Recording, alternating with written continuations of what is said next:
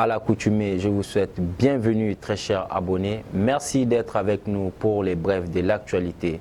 Sans plus tarder, nous commençons avec la célébration de la Journée internationale de la femme.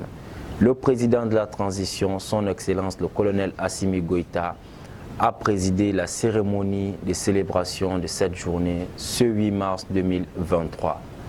Cette cérémonie qui a enregistré la présence du ministre d'État, du président du Conseil national de transition, de Madame le ministre de la promotion de la femme, de l'enfant et de la famille, des membres du gouvernement ainsi que de plusieurs personnalités accréditées auprès de la République du Mali, s'est déroulé au stade Omnisport Modibo Keïta, en commune 2 du district de Bamako.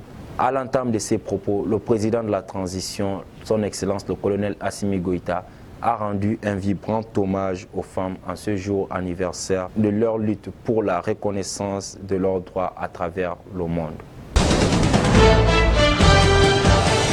Ensuite, Nations Unies. Bamako remue le couteau dans la plaie de Paris. En effet, les autorités maliennes ont encore remué le couteau dans la plaie de l'Élysée à travers leur décision de refuser à la France le statut de porte-plume sur les résolutions concernant le Mali.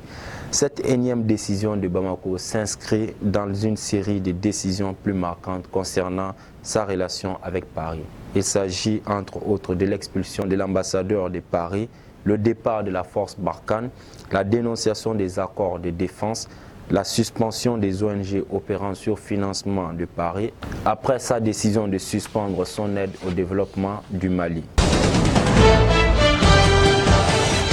Et nous en venons à la gestion des réparations en faveur des victimes des crises. Les textes relatifs aux modalités de fonctionnement adoptés. En effet, pour rendre plus fonctionnels les projets de textes relatifs aux réparations en faveur des victimes des crises, le Conseil des ministres a adopté en séance du 1er mars 2023 des projets de textes relatifs à la création, à l'organisation et aux modalités de fonctionnement de l'autorité de gestion des réparations en faveur des victimes des crises. En effet, depuis son ascension à l'indépendance, le Mali a connu des crises qui ont conduit à des violations graves des droits de l'homme, porté atteinte à la stabilité institutionnelle, à la paix, à l'unité nationale et ébranlé les fondements du vivre ensemble. Pour faciliter le dialogue, le patron du vivre ensemble et des réparations en faveur des victimes de ces événements, le gouvernement a créé la commission Vérité, Justice et Réconciliation et adopté la politique nationale de réparation et son plan d'action 2021-2025. Et enfin, pour terminer ce flash d'information, un mot de sport. La Ligue des champions européenne de ce mercredi 8 mars. 2 équipes se sont qualifiées pour les quarts de finale. Il s'agit du Milan AC qui a fait un match nul de 0-0 contre Tottenham. A rappelé que le Milan AC avait gagné par un score de 1-0 sur son terrain San Siro le 14 février dernier. Et la deuxième équipe qualifiée, c'est le Bayern Munich qui était opposé au Paris Saint-Germain PSG.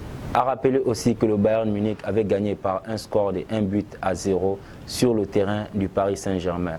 Le cumul de scores fait 3-0 pour le Bayern Munich qui se qualifie en quart de finale.